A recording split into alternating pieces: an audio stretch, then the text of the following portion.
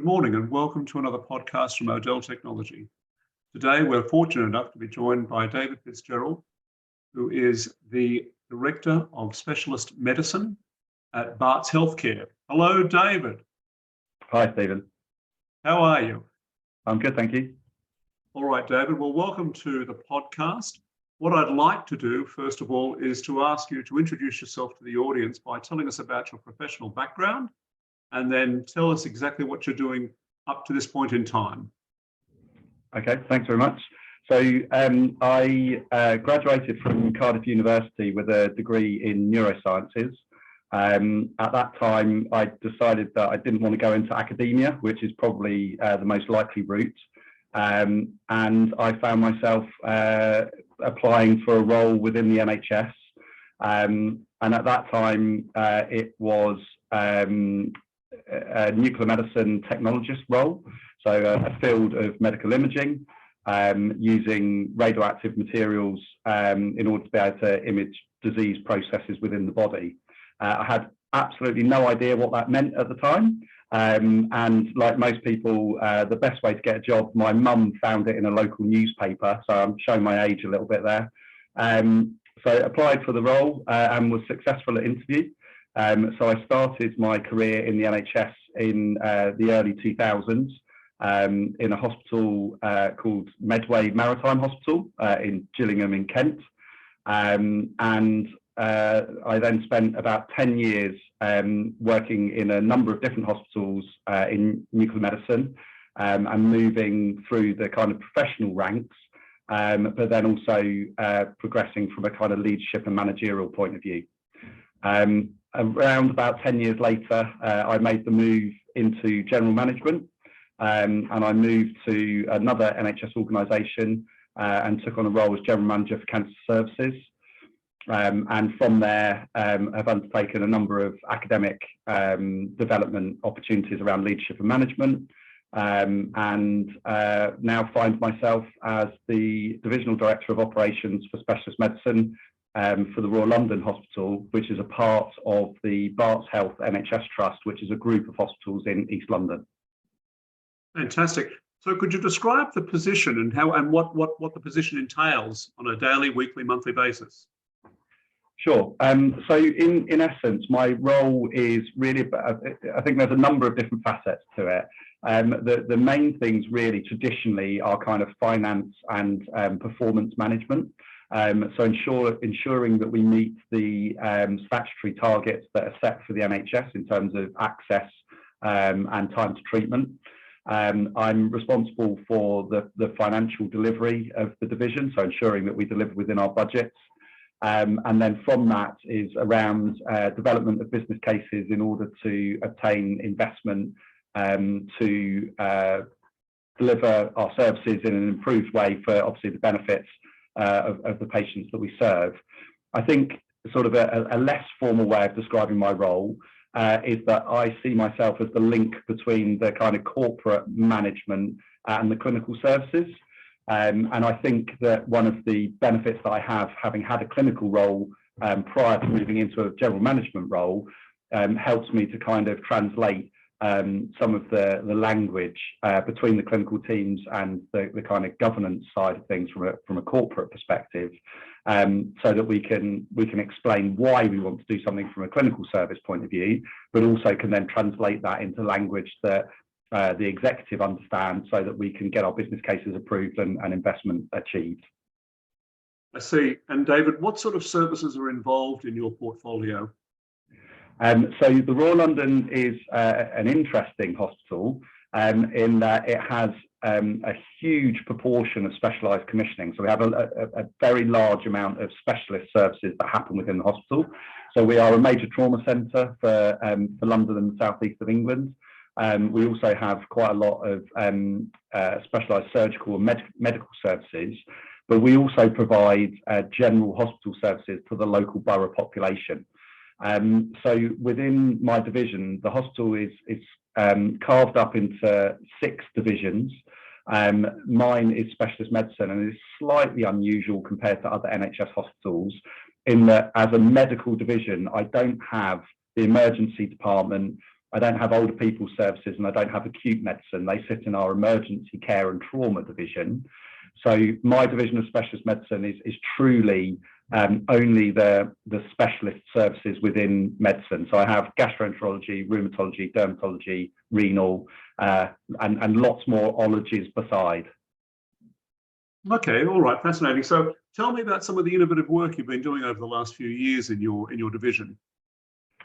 So I think one of the things that really stands out, and I think for a number of different reasons. One, because of the route to funding, but two, to meet the needs of our population, which is, again, relatively unique even across the UK. So North East London, and in particular where the Royal London is based in the borough of Tower Hamlets, is one of the most diverse boroughs in the whole of the country. So I think there's something like over 180 languages that are spoken within the borough. We have a very high Bangladeshi population, but we have a huge range of other demographics. We also have a very young and transient population as well. So the average age within the borough of Tower Hamlets is relatively young, but we also have incredibly high deprivation.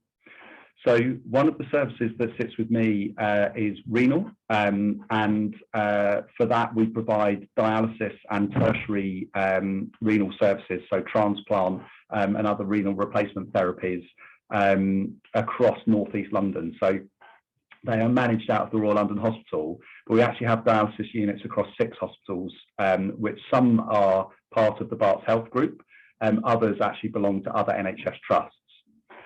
So the particular project I was going to speak about is something that we're calling an independent therapy centre.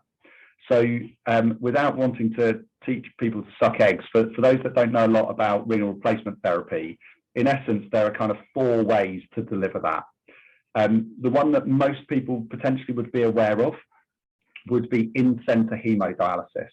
So a patient comes to the hospital, they get hooked up to a machine, that filters their blood for them. They sit there for about 4 hours, 3 times a week, and it essentially purifies their blood, keeps them nice and healthy, and away they go. The other option with that is to do home haemodialysis. So the patients can actually have the machine installed in their own home. Again, they would usually dialyse 3 times a week, but they're able to choose much more so when they do their dialysis. It's in their own home. They can do it overnight. They can do it at lunchtime. They can do it before they go to work, whichever they choose. Obviously, if they're in centre, they get given their slots and they have to attend 3 times a week at those times. They don't really have a choice. The third option is peritoneal dialysis. So again, patients can do this at home, and essentially they use their abdomen as a kidney. And they will use that, they put in some fluid, drain that off, and that acts to purify the blood that way. And the fourth would be a kidney transplant. So one of the areas that we're trying to drive an improvement in is that we know that patients have better outcomes and better experience of dialysis if they do their own dialysis at home. The problem that we have in North East London, again, related to the deprivation and the huge range of different social and cultural groups, is that we have a very high population that live in houses of multiple occupancy. A lot of people rent a property. A lot of people just don't have the physical space in which to be able to install the machinery that's needed to do home haemodialysis.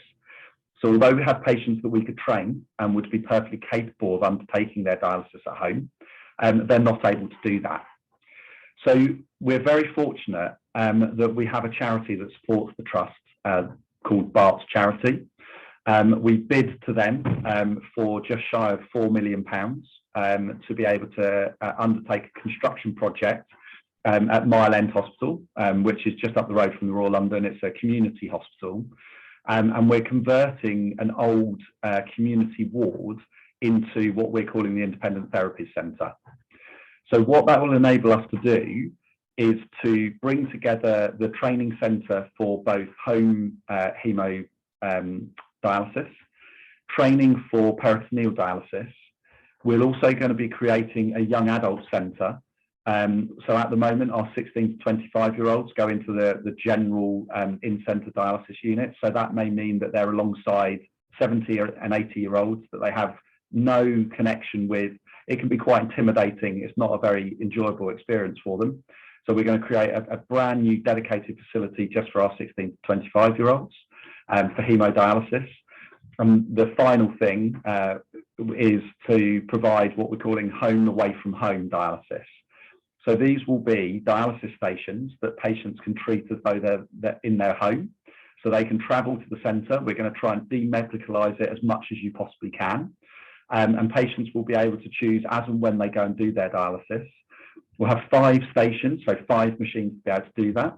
But the other thing that we'll also have 3 bedrooms where patients can come and actually do nocturnal dialysis. So what they can do is they can come into the unit, they have a bedroom with an ensuite bathroom, and they will be able to stay in that overnight to be able to undertake their dialysis whilst they're asleep. And again, that provides much better patient outcomes because they dialyse over a longer period of time. It has less impact on them in terms of tiredness.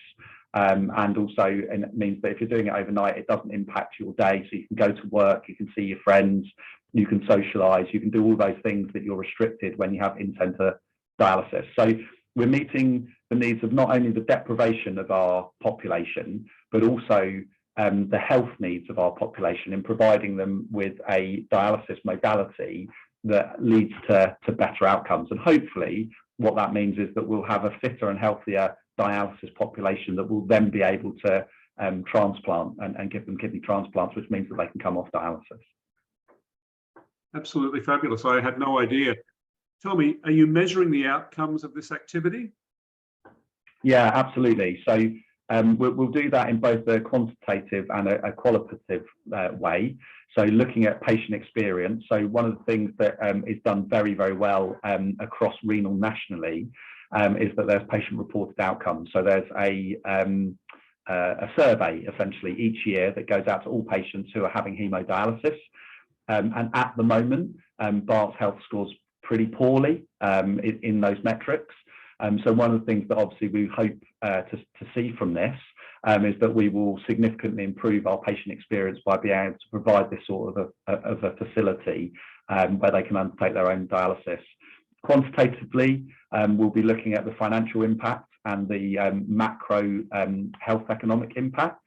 So we have a significant demand capacity mismatch at the moment, and that's only going to get worse in North East London. So the population growth predictions are quite frightening, and with that we expect that there will be a significant growth in the demand for dialysis as well. So what we're looking to do with this is to be able to provide facilities that are lower cost, both from a capital investment. So building and fitting out dialysis units is very expensive, and then obviously staffing them is very expensive. So if we can train patients and enable them to be responsible for their own care, we can obviously then reduce the staffing that we have available. And to go as far as with the independent therapy centre, the idea will be that the home away from home will have no staffing in it whatsoever. It'll be entirely patient run. Tell me, with delivery of the dialysis, is that just done through a logistics company? How do people access their dialysis? No, it's provided as a healthcare service. So we will do that as part of our service. So it's a hospital service in effect. There are examples of partnering with other companies.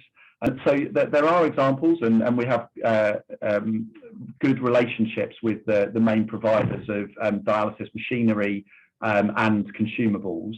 So the main partners that we work with at the moment are Fresenius, Baxter and Quanta.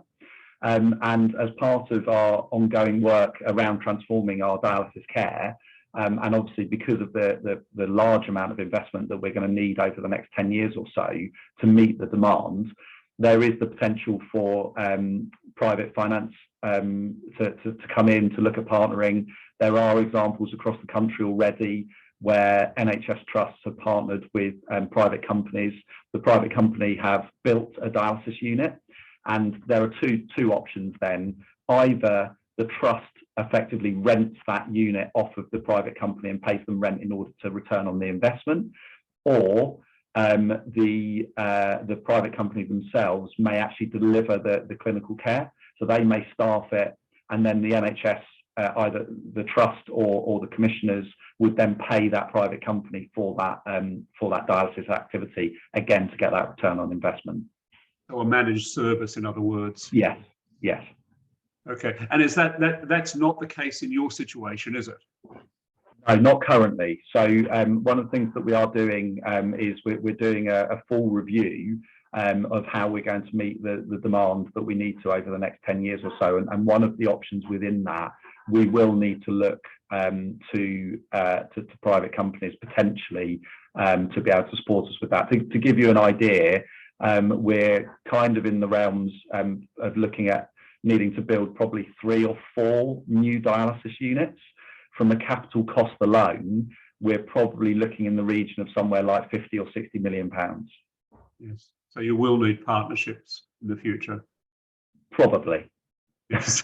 That's fair enough. I understand. Look, I'm very grateful for your time today, and I hope we can come back to you in the future about the other divisions and the other projects you're involved in. I know your time is sparse because of the demands upon you, but I'm very grateful for your time today, and I just like to thank you very much for sharing these fantastic projects that are going on in the National Health Service in the United Kingdom, and particularly in a very challenging time and a very challenging place. I'm very pleased you've got the clinical background you have, and I think that was an interesting comment about how you can actually relay information meaningfully to the executive management, which I think is interesting. Tell me, when you put a business plan together, do you get a team of people to do that with you? It depends, really. So it's probably in terms of the complexity, and really what I mean by that is the total cost. So if we're talking about large value cases, then we're usually fortunate that we will get particular support to either write the business case or project management type support. The reality is that the majority of cases we have to develop ourselves. So I'm very lucky that I have 3 very capable general managers. So I rely on them quite heavily to be able to support to build those cases. And then what I would do is to review and support with kind of expanding and hopefully applying a bit of finesse that will get those through the approval process. Okay, all right. Well, look, thank you again for your time today. I look forward to talking to you in the near future. And it's always a pleasure to talk to you. Thank you. Thanks. It was lovely talking to you too.